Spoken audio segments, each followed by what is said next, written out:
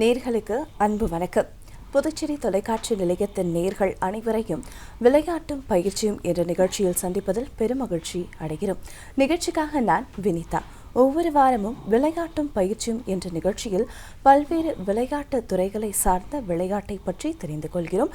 அந்த வகையில் இன்று நமது நிகழ்ச்சியில் நாம் பார்க்க இருக்கக்கூடிய விளையாட்டு கூடைப்பந்து. உயரத்தை நோக்கி பறக்கும் பந்தை போல உயர்ந்த எண்ணங்களையும் சிந்தனைகளையும் விதைப்பவர்தான் குரு, அதாவது பயிற்சியாளர். வெற்றியை மட்டுமல்ல, விடாமுயற்சியையும் கற்றுக் கொடுப்பது அந்த வழிகாட்டியே. அது மட்டுமல்ல, வாழ்க்கைக்கு அவசியமான அத்தனை விஷயங்களையும் ஒரு பயிற்சியாளர் மாணவருக்கு புகட்டுகிறார்.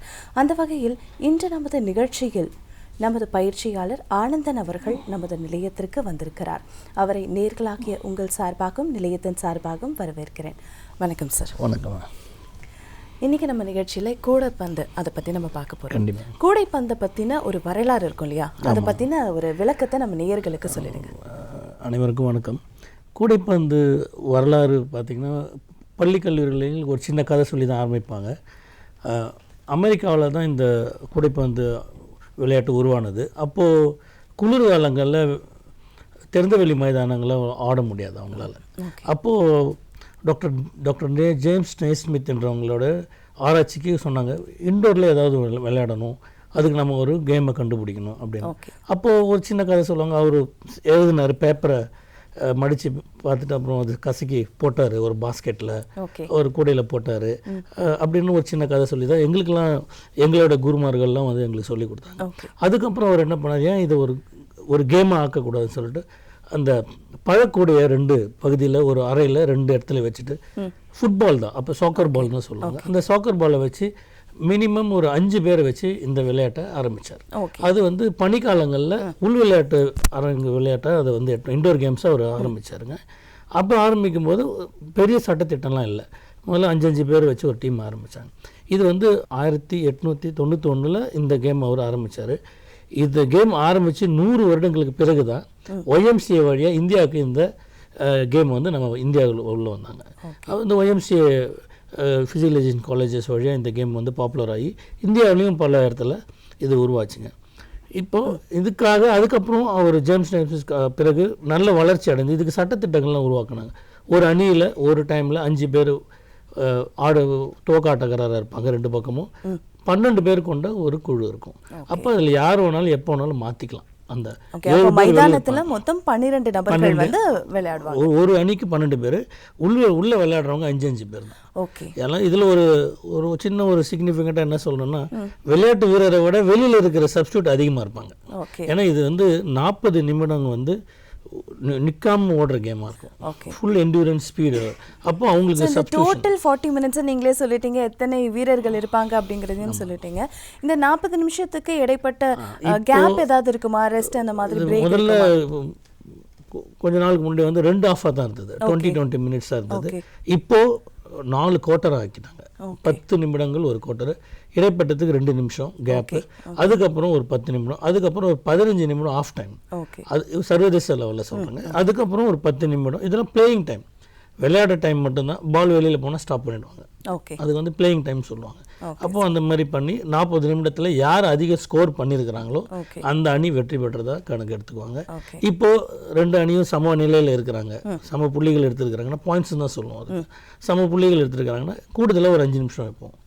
அப்போ அதுலேயும் யார் வெற்றி பெறாங்கன்னு பார்ப்போம். அதுலேயும் சமநிலைன்னா அடுத்த 5 நிமிஷம் இப்படி தாங்க கேம் போகும். ஆனால் இதில் வந்து ட்ரா என்பதே கிடையாது, பாஸ்கெட் பாலில் ட்ரா என்பதே கிடையாது, ஏதாவது ஒரு அணி வெற்றி பெற்று தான் ஆகணும். ஓகே.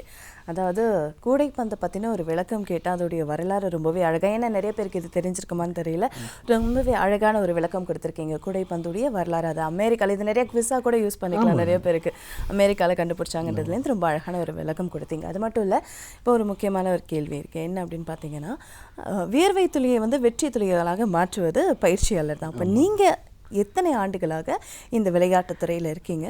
உங்களுடைய அனுபவங்கள், உங்களால் வந்துட்டு தலை சிறந்து மென்மேலும் நிறைய இடத்திற்கு போயிருக்க மாணவர்கள், அதை பற்றின ஏதாவது ஒரு விளக்கம் சொல்லுங்கள். நாங்கள் படித்ததெல்லாம் இந்திரா நகர் கவர்மெண்ட் ஹையர் செகண்டரி ஸ்கூலில். அங்கே வந்து ஒரு கிஃப்ட் என்னென்னா, ஒரு போலீஸ் கிரவுண்டு பக்கத்தில் இருந்த பள்ளிக்கூடம் அது. அதனால் அந்த பள்ளியில் இருக்கிற மாணவர்கள் எல்லாருமே விளையாட்டில் கலந்து தான் ஆகணும். அது ஒரு ஒரு ஒரு வாய்ப்பு நிறையாவே இருந்தது. அந்த வகையில் எங்களுடைய ஆசிரியர் வந்து எங்களை வந்து அங்கே பாஸ்கெட் பாலில் அப்போ ஒரு பயிற்சியாளர் இருந்தார், ராஜ்குமார் அவர் பேர். அங்கே அவர் போகும்போது நாங்கள் படிக்கும்போது 7வது படிக்கும்போது நாங்கள் அங்கே போய் அவர்கிட்ட சரி இது அந்த கேமில் எனக்கு விருப்பம் இருக்குது. அப்போ நாங்கள் எல்லாம் சின்ன பிள்ளையாக தான் இருந்தோம், ஹைட்டும் கம்மியாக தான் இருப்போம். அப்போ ஓகே இன்ட்ரெஸ்ட் இருக்குன்னா யார் வேணாலும் விளாட்லாம் அப்படின்னு. ஹைட்டும் கம்மியாக இருப்போம்னு சொன்னோன்னே டவுட் வருது, உயரமான பிள்ளைங்க தான் வந்துட்டு கூடைப்பந்தில் விளையாடணும்னு இருக்கா? அது ஒரு அட்வான்டேஜ் இருக்குது மேடம், அட்வான்டேஜ் இருக்குது. பட் ஹைட் அதிகமாக இல்லாதவங்களும் சர்வதேச அதற்கான திறன்களோ இல்லை அதுக்கான பொசிஷன் இருக்குது, அந்த பொசிஷன் விளையாடலாம்.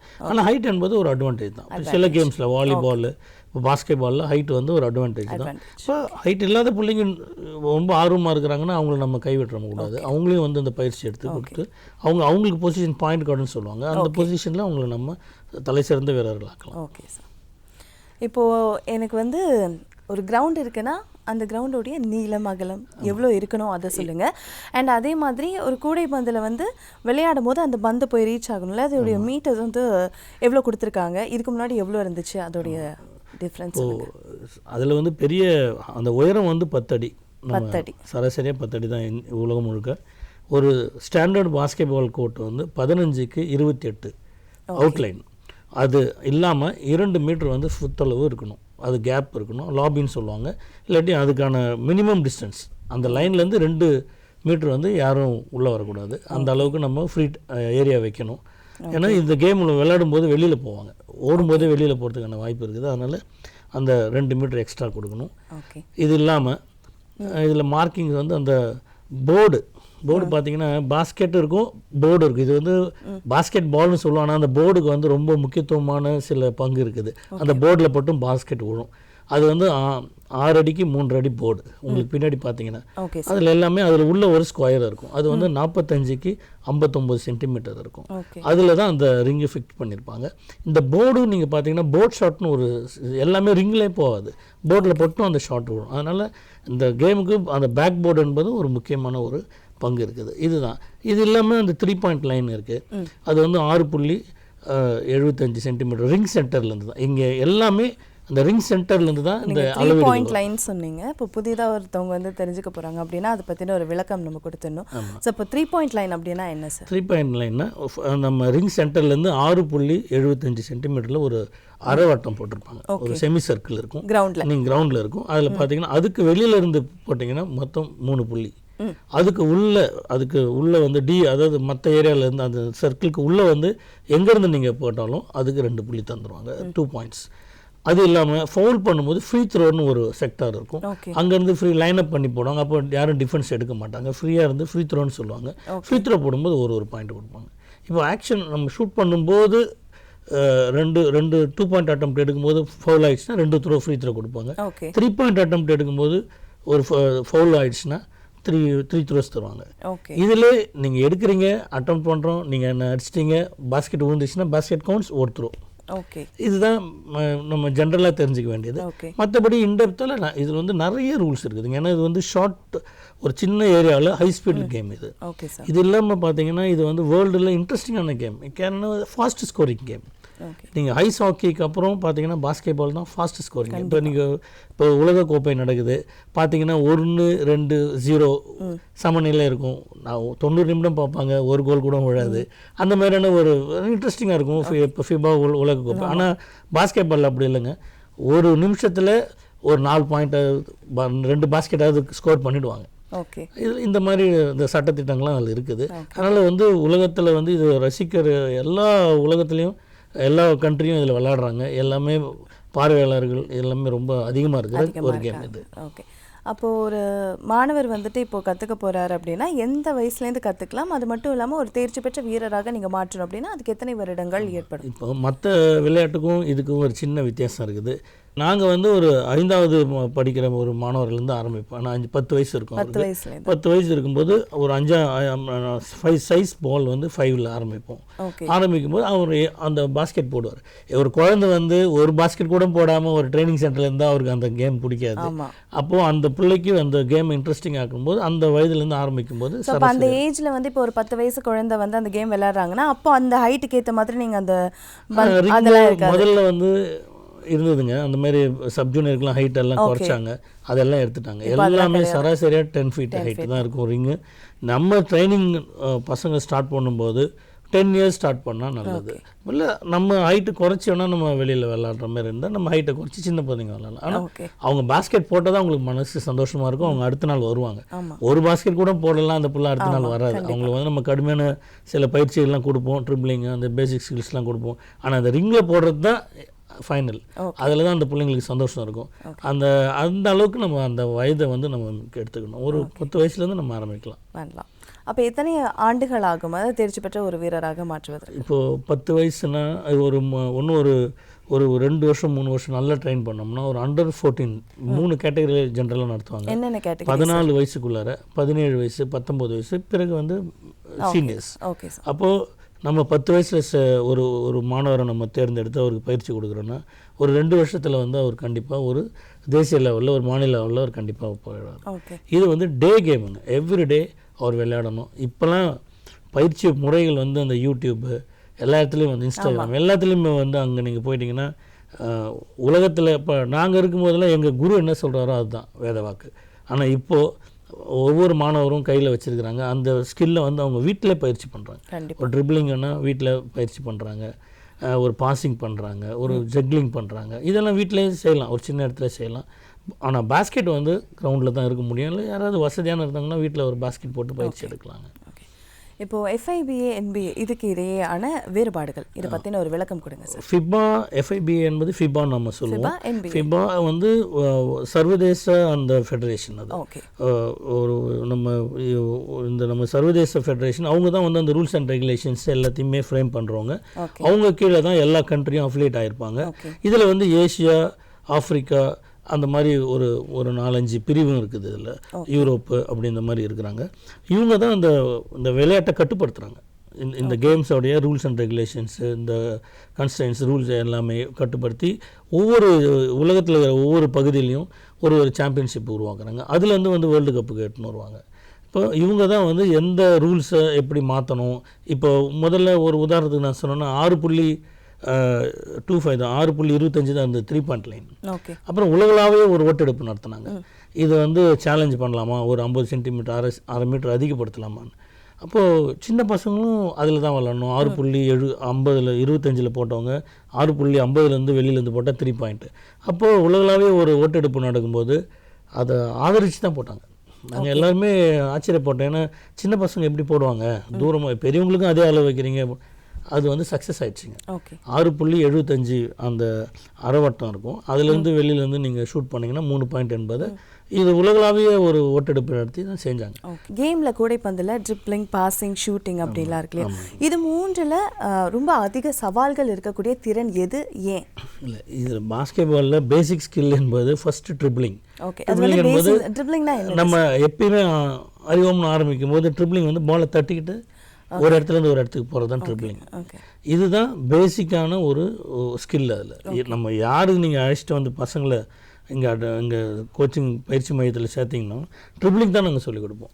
First dribbling. ஏன்னா அந்த ட்ரிப்ளிங் வந்து ஈஸி, பாலை வந்து புஷ் பண்ணி மூவ் பண்ணுவாங்க, 2 ஹேண்ட்லையும் பண்ணணும். அப்புறம் அதில் வேரியேஷன்ஸ் இருக்குது, அதை சொல்லிக் கொடுப்போம். பாசிங் என்பது இப்போ பாலை நான் ட்ரிபிள் பண்ணி நிறுத்திட்டா நான் திருப்பி ட்ரிபிள் பண்ண முடியாது. பாஸ்கெட் பாலில் ஒரு பாலை வாங்கி நான் தட்டி நிறுத்திட்டேன்னா திருப்பி தட்டக்கூடாது. அப்போ நான் பாஸ் பண்ணணும். இப்போ அடுத்த கட்டத்துக்கு போகிறோம். இது எவ்வளோ நாள் பயிற்சி கொடுப்பீங்க? இது ட்ரிப்ளிங் அப்படிங்கிறது எவ்வளோ நாள் தேவைப்படும்? ட்ரிப்ளிங் நீங்கள் எவ்வளோ பெரிய ஆளாக இருந்தாலும், எந்த பெரிய சாம்பியனாக இருந்தாலும், அவர் கிரவுண்டு உள்ள இறங்கி வார்ம் அப் பண்ணிட்டு ட்ரிப்ளிங் தான் பண்ணுவார். ஒரு பால் இருக்கும், பால் எடுத்து ட்ரிபிள் பண்ணுவார். ஏன்னா அது வந்து நம்ம அடிப்படை. அது அடிப்படையாக ஒரு ரிஹர்சல் ஒரு ட்ரெயின் பண்ணிட்டு தான் அவர் திருப்பி அடுத்ததுக்கு போவார். பாசிங் வந்து 2 பேர் வேணும் உங்களுக்கு. நான் வந்து என்னுடைய அன்றைக்கி தான் நான் பாஸ் பண்ண போகிறேன். அப்போது என்னுடைய பார்ட்னர் அங்கே ஆப்போசிட்டில் வச்சுட்டு பாசிங், அதில் வந்து வேறு செஸ் பாஸ் அது சூழ்நிலைக்கு ஏற்ற மாதிரியான பாஸ். பக்கத்தில் இருக்கும்போது ஃப்ரீயாக கொடுப்பேன், லாங்காக இருக்கும்போது ரவுண்டாக பாஸ் பண்ணணும். இப்போது எனக்கு முன்னாடி ஒரு உயரமான ஒருத்தர் இருக்கிறாருன்னா அவருடைய கால் சந்திலையோ இல்லை வந்து சைட்லேயோ நான் பவுன்ஸ் பண்ணுவோம். அவர் எடுக்க முடியாத அளவுக்கு என்னுடைய அணிக்கு நான் பாஸ் பண்ணணும். அது வந்து பவுன்ஸ் பாஸ். ஸோ இது பாசிங் வந்து அடுத்த செகண்ட் ஃபேஸு. ஷூட்டிங் தான் தேர்டு.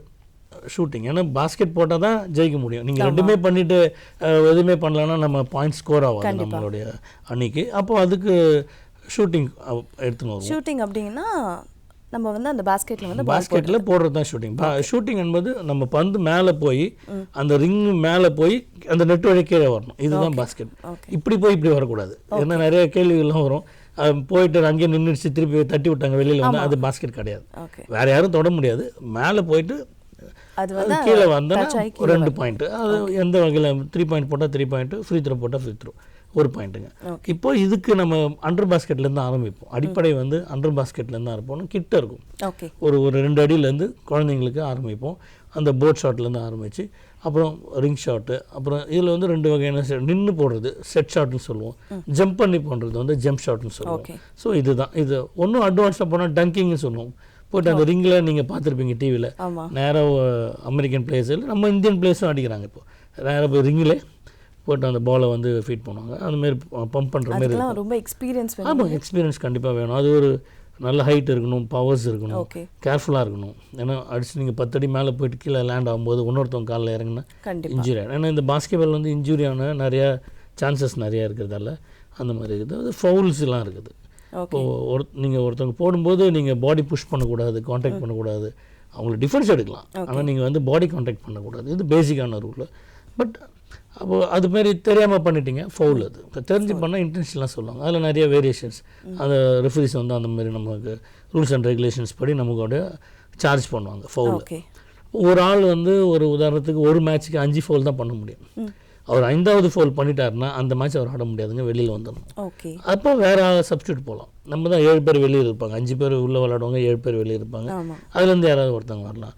அவர் அன்ஸ்போர்ட்ஸ்மேன் லைக் ஃபவுல். இப்போ வந்து ஒரு விளையாட்டு வீரரை வந்து காயப்படுத்துகிற மாதிரியோ இல்லை வந்து அந்த விளையாட்டு விதிகளுக்கு அப்பால் போய் சில ஃபவுல் பண்ணுறாரு, ஒரு ஆக்வர்டான சில விஷயங்கள் செய்கிறாருன்னா டிஸ்குவாலிஃபை பண்ணுவாங்க, இல்லை அன்ஸ்போர்ட்ஸ்மேன் லைக் பண்ணுவாங்க. அந்த மாதிரி டிஸ்குவாலிஃபை பண்ணால் அவர் அந்த அந்த ஸ்டேடியத்தை விட்டு வெளியே அனுப்பிடுவாங்க. ஓகே, இந்த டிஸ்குவாலிஃபை அப்படின்னும் போது ஒரு விஷயம் கேட்கணும் அப்படின்னு நினைக்கிறேன். ஒவ்வொரு கேம்ஸ்லையுமே பார்த்தீங்கன்னா இந்த டிஸ்குவாலிஃபை பண்ணுறது கார்ட்ஸ் எல்லாம் காமிப்பாங்க இல்லையா? இந்த ரெட் கார்ட்ஸ், அந்த க்ரீன், அதெல்லாம் இருக்கும். அது கூடைப்பந்தில் கார்ட்ஸ் இல்லை மேடம், சிக்னல்ஸ் தான். அது எப்படி சார்? இது 1, இது சிக்னல் 1, இது 1, 2, 3, 4, 5, 6. ஃபவுல் என்பது இப்படி ஸ்டாப் பண்ணுவாங்க. ரெஃப்ரி விசில் பண்ணி ஸ்டாப் பண்ணால் வயலேஷன்.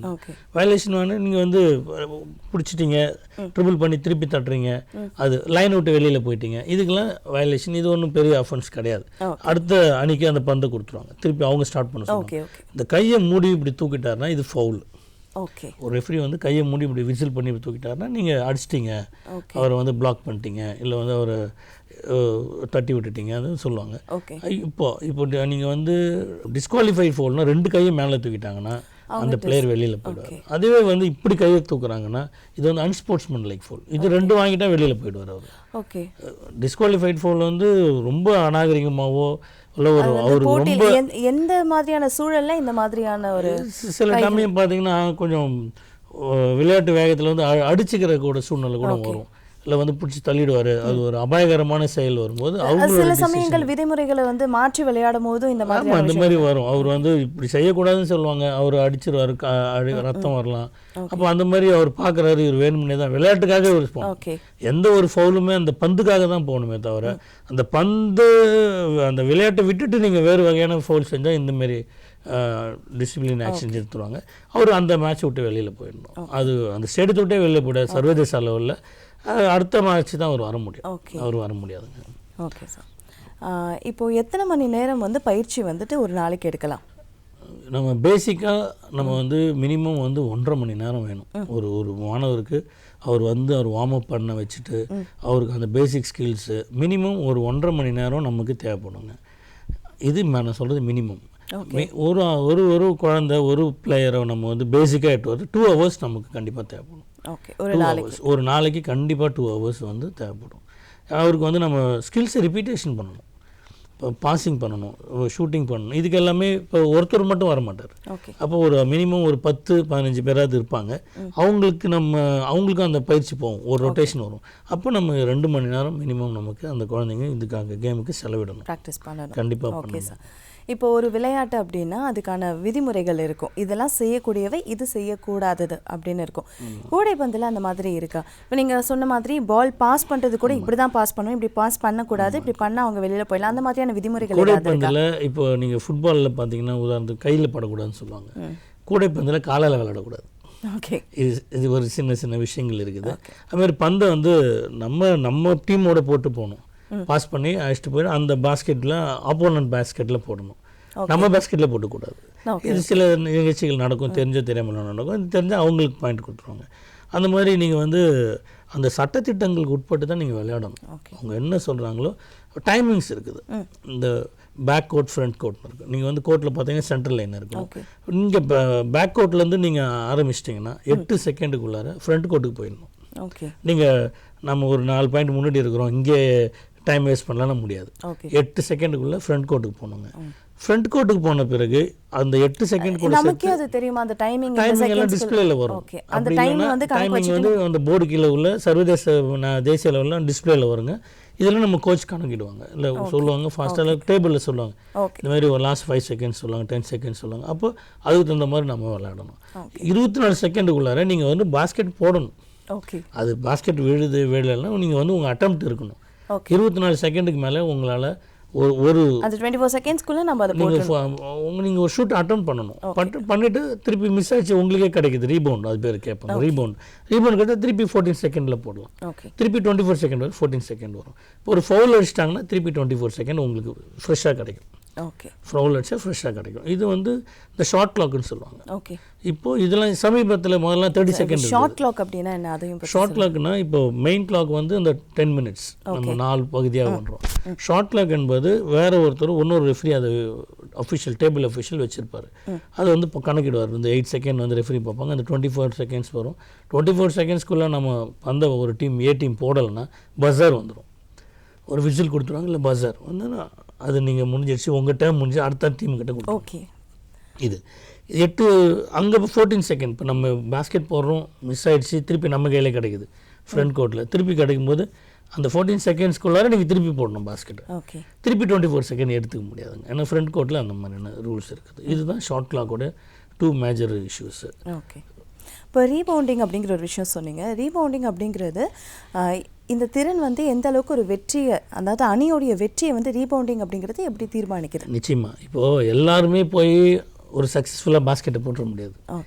அப்போது ஃபஸ்ட்டு அட்டெம்ப்ட் எடுக்கிறோம், அது 24 செகண்ட் எடுக்கிறோம், மிஸ் ஆகுது, நம்ம டீமே எடுத்தா அதுதான் அது பேர் தான் ரீபவுண்டு. அந்த போர்ட்லேருந்து அந்த மிஸ் ஆன பாலை எடுத்துட்டா அது பேர் ரீபவுண்ட்.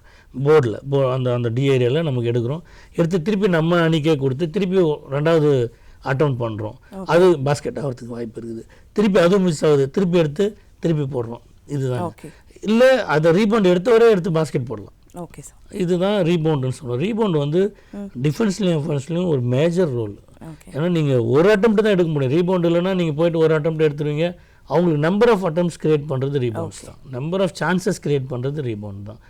இந்த ரீபவுண்ட் வந்து ஒரு வைட்டல். இப்போ கிரிக்கெட்டில் எப்படி கேட்சஸோ அந்த மாதிரி வந்து ரீபவுண்ட் வந்து ஒரு முக்கியமான ஒரு அம்சம் இதில். Okay sir. Basketball. இப்போ பாஸ்கெட் பால் அப்படின்னும் போது உங்களுடைய பார்வையில் மாணவர்களிடமும் சரி பெற்றோர்களிடமும் சரி எந்த அளவிற்கு வரவேற்பு பெற்றிருக்கிறது? முன்னாடி இருக்கும் போதும் சரி, இப்போ எப்படி கம்பேரிட்டிவ்லி எந்த அளவுக்கு மாணவர்களும் பெற்றோர்களும் இதில் ஈடுபாடு செலுத்துகிறாங்க? நல்லது.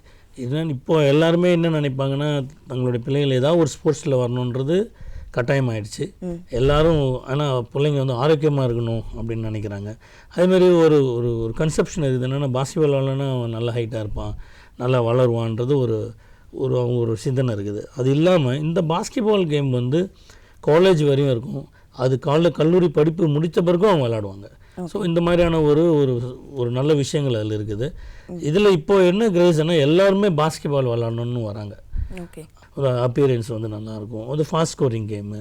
இப்போ டீம் கேம், இப்போ நீங்கள் வந்து டீம் கேமில் வந்து நிறைய விஷயங்கள் இது விட்டு கொடுக்குறது, நம்ம வந்து நம்மளோட டீம் ஜெயிக்கணும்னு நினைக்கிறது, இந்த இண்டிவிஜுவாலிட்டி அங்கே இடம் இருக்காது. It's a team game. நீங்கள் ஒரு ரீபவுண்ட் எடுத்து நம்ம கொடுத்தா தான் அவர் பாஸ்கெட் போடுவார். அப்போ நீங்கள் பாஸ் பண்ணால் தான் நம்ம டீம்மேட் வந்து பாஸ்கெட் போடுவார். நானே தட்டிட்டு போய் நானே போட முடியாது. 5 பேர் இருப்பாங்க அங்கே எதிர் தரப்பில், அவங்கள பீட் பண்ண முடியாது நான் ஒரு ஆள். அப்போ அந்த டீமுக்குள்ளே பாஸ் பண்ணி பிரேக் த்ரூ பண்ணி தான் நான் பாஸ்கெட் போடணும். இந்த டீம் ஸ்பிரிட் எல்லாம் அதில் தான் வரும். டீம் கேம்ஸில் அது நிறையவே இருக்கும்.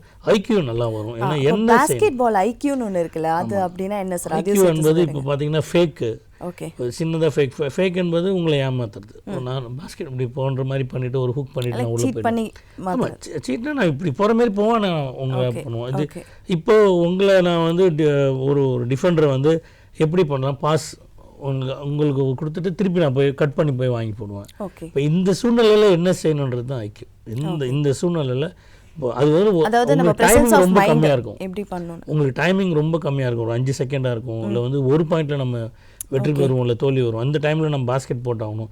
அப்போ என்ன செய்யணுன்றது முடிவு பண்ணுறது. பாஸ்கெட் பாலில் நிறைய நீங்கள் அந்த கேமை கூர்ந்து கவனிச்சிங்கன்னா நிறைய ஐடியாஸ் எப்படி தான் அது அந்த அந்த இடத்துல அவன் யோசிச்சு பண்ணான்னு நமக்கே ஆச்சரியப்படுற மாதிரிலாம் இருக்கும். Okay sir. இப்போ zone defence, man to man defence அப்படிலாம் இதில் வந்து 2 டைப் ஆஃப் டிஃபென்ஸுங்க. அந்த ஜோன் டிஃபென்ஸ் என்பது அங்கே ஒரு டி இருக்கும். பாஸ்கெட் பாலில் ஒரு பக்கம் டி இருக்கும். நம்மளுடைய கூட இது இப்போ நம்ம பின்னாடி எனக்கு பாஸ்கெட் இருக்குதுன்னா நான் முன்னாடி நிற்போம். அப்போ 1-2-2ன்னு சொல்லுவோம். முதல்ல ஒருத்தர் நிற்பார், 2 பேர் இப்போ டால் போஸ்ட்னு சொல்லுவோம், பின்னாடி நிற்பாங்க, பாயிண்ட் கார்டு முன்னாடி இருப்பார். அப்போது இந்த ஜோன் வந்து பாலை தான் பார்க்கும். பாலை பேஸ் பண்ணி விளையாடுறது தான் ஜோன் டிஃபென்ஸ். பால் எங்கே போதோ அந்த பக்கம் இந்த ஜோன் மூவ் ஆகும். இப்போ அந்த பாக்ஸ் மாதிரி நம்ம ஒரு அட்டைப்பட்டி எப்படி வச்சு நம்ம திருப்புறமோ அந்த மாதிரி பாக்ஸ் மூவ் ஆகும். மேன் டு மேன் டிஃபென்ஸ் என்பது அதில் அர்த்தம் இருக்குது. மேன் டு மேன், பாலை நாங்கள் பார்க்க மாட்டோம். ஏன் மேனு விடக்கூடாது. அவர் வந்து அது கோச் என்ன சொல்லுவார், ஆஃப்லைன்லேருந்து பேசிக்காக ப்ராக்டிஸ் கொடுப்போம். இப்போல்லாம் full court man to man தான் ஆடுறாங்க. அது ரொம்ப ஃபிட்னஸ் அதிகமாக தேவை. Full court man to man ஆடணும். இப்போ நாங்கள் பயிற்சி கொடுக்கும்போது half court man to man, அவர் ஒரு மேனை ஒரு பசை தடவி ஒட்டிக்கிட்டா எப்படி இருப்பார் அந்த அளவுக்கு 1 டிஸ்டன்ஸில் அவர் விடவே கூடாது. அவர் நம்மளுடைய பகுதிக்கு அவர் எட்டு வரக்கூடாது, அவரை பிளாக் பண்ணணும். இப்போ நல்ல பிளேயராக இருப்பார். இதில் கம்பைன் பண்ணி கூட எடுப்போம். இப்போ ஜோன் வித் மேன். இப்போ ஒரு பிளேயர் நல்ல ஸ்டாராக இருப்பார், அவருக்கு மட்டும் ஒரு மேனை போடுவோம், மற்ற 4 பேர் ஜோன் விளையாட வைப்போம். இப்போ நமக்கு ஒரு ஆப்போனண்ட்டோடைய அவங்களுடைய அணியோடைய எப்படி விளையாடுறாங்கன்னு பார்த்து நம்ம ஸ்ட்ராட்டஜியை மாற்றலாம் கொஞ்சம். அதுமாதிரி இப்போல்லாம் ஜென்ரலாகவே மேன் டு மேன் டிஃபென்ஸ் தான். வேர்ல்டு லெவலில் ஜோன் டிஃபென்ஸ்லாம் இல்லைங்க, அதெல்லாம் வந்து விட்டுட்டாங்க. ஏன்னா அதில் ஈஸியாக பிரேக் த்ரூ ஆகுது. மேன் டு மேன் தான் பண்ணுறாங்க. இன்றைக்கி நம்ம நிகழ்ச்சியில் வந்து கூடைப்பந்து அதை பற்றி நிறைய விளக்கங்கள் கொடுத்தீங்க. ஏன்னா இப்போ நீங்கள் அவ்வளோ இன்டெப்த்தாக நம்ம நிறைய விஷயங்கள் பார்த்துக்கிட்டோம். இதை பற்றி தெரியலன்றவங்களுக்கும் நிச்சயமாக நிறைய தகவல்கள் பெற்றோர்களுக்கும் சரி பிள்ளைங்களும் பார்த்துட்டு இருந்திருப்பாங்க. இப்போ இதை பார்த்து நான் கற்றுக்கணும் அப்படின்னு நிறைய பேர் கண்டிப்பாக ஆர்வமாக இருப்பாங்க அப்படின்னு சொல்லலாம். இப்போ பெற்றோர்கள் அப்படின்னும் போது கல்வி மட்டுமே இல்லை, இப்போ நிறைய பேருடைய எண்ணங்கள் மாறிடுச்சு அப்படின்னு தான் சொல்லணும். கல்வி மட்டுமே இல்லை, விளையாட்டு அப்படிங்கிறதும் வந்து ரொம்ப அவசியமான ஒரு விஷயம் அப்படின்னு பேரண்ட்ஸுமே அதை புரிஞ்சுக்கிறாங்க அப்படின்னு சொல்லலாம். அது மட்டும் இல்லை, இந்த விளையாட்டுன்றது உடல் மட்டும் கிடையாது, அவங்களுடைய மனதையும் சரி அவங்களுடைய பழக்க வழக்கங்கள் எண்ணங்கள் இது எல்லாமே மாறுறதுக்கு இந்த விளையாட்டு அப்படிங்கிறது ஒரு முக்கிய விஷயமா இருக்குது. ஆக நேயர்களுக்கு என்ன சொல்ல விரும்புகிறீங்க? விளையாட்டில் மாணவர்கள் எந்த அளவுக்கு ஆர்வம் செலுத்தலாம், அவங்களுக்கு எந்த அளவுக்கு அது முக்கியத்துவம் வாய்ந்ததாக இருக்கும், அதை பற்றியும் ஒரு வார்த்தை சொல்லுங்க. நேயர்களுக்கு வந்து உங்களுடைய குழந்தைகள், அவங்க வந்து ஆண் குழந்தையாக இருக்கலாம், பெண் குழந்தையாக இருக்கலாம், ஏதாவது ஒரு விளையாட்டில் நீங்கள் கண்டிப்பாக சேர்க்கணும். எப்படி நீங்கள் பள்ளியில் சேர்க்குறீங்களோ அதேமாரி ஒரு விளையாட்டில் சேர்க்கணும் என்பது உங்களுடைய கடமை. அது ஏன்னா இந்த காலகட்டங்கள் போட்டி நிறைந்த காலகட்டங்கள். அவங்க வந்து அவங்கள தயார் பண்ணுறோம், நம்ம படிப்புலையும் தயார் பண்ணுறோம். இந்த உலகத்தில் அவங்கள வந்து தைரியமான ஒரு குழந்தையாக அவங்கள வளர்க்கணும். எந்த வேறு சூழ்நிலையிலையும் அவங்க வந்து தாங்கி நிற்கணும், அதை ஃபேஸ் பண்ணணும், அதை ஓவர் கம் பண்ணணும்னா ஸ்போர்ட்ஸ் மட்டும்தான் அதை வந்து சக்ஸஸாக எட்டு வர முடியும். நீங்கள் ஒவ்வொரு பேரண்ட்டும் உங்களால் என்ன உங்கள் வீட்டு பக்கத்துலேயோ இல்லை எந்த ஸ்போர்ட் உங்கள் ஏரியாவிலையோ இல்லை வந்து கோச் இருக்காங்களோ ஸ்கூலில் இருக்காங்களோ கவலைப்படாதீங்க. விளையாட்டில் உங்கள் பிள்ளைங்க போனால் படிப்பு வீணாக போகுன்றது தப்பான ஒரு கருத்து. அதை மனசில் விட்டு எடுத்துருங்க. உங்களுடைய குழந்தைங்கள ஏதாவது ஒரு விளையாட்டில் கண்டிப்பாக போடுங்க. அதனால் அவங்க வந்து நல்ல உடலும் நல்ல மனமும் பெறுவாங்க, அது வகையாக நல்லா படிப்பாங்க. நீங்கள் வந்து அதை தவறாக ஸ்போர்ட்ஸில் போனால் படிக்க மாட்டாங்கன்னு நினைக்காதீங்க, அது தவறு. அது வந்து உங்களுடைய குழந்தைங்கள நீங்கள் வந்து தவறான வழிக்கு நீங்கள் எடுத்துகிட்டு போகிற மாதிரி ஆகிடும். இப்போது எல்லா குழந்தைங்களும் ஒவ்வொரு ஸ்போர்ட்ஸில் இருக்கிறாங்க. கண்டிப்பாக நீங்கள் ஸ்போர்ட்ஸில் வைக்கணும். ரொம்ப அழகான விளக்கங்கள், நேயர்களுக்கு நிறைய விஷயங்கள் பகிர்ந்துக்கிட்டீங்க. நிகழ்ச்சிக்கு வந்தமைக்கு நன்றி. தேங்க்யூ, ரொம்ப நன்றி. வேர்வை துளிகளை வெற்றி துளிகளாக மாற்றி மாணவர்களின் வாழ்க்கையை செதுக்கும் சிற்பிகளே பயிற்சியாளர்கள். அந்த வகையில் இன்றைக்கி நம்ம நிகழ்ச்சியில் கூடைப்பந்து பயிற்சியாளர் ஆனந்தன் ஐயா அவர்கள் நிறைய தகவல் நம்ம கூட பகிர்ந்துக்கிட்டாங்க. நிறைய விஷயங்கள் தெரிஞ்சுக்கிட்டோம். மீண்டும் அடுத்த வாரம் இதே போல் பல தகவல்களை தெரிந்து கொள்வோம். அந்த வகையில் உங்களிடம் இருந்து விடைபெறும் நான் வினிதா. நன்றி, வணக்கம்.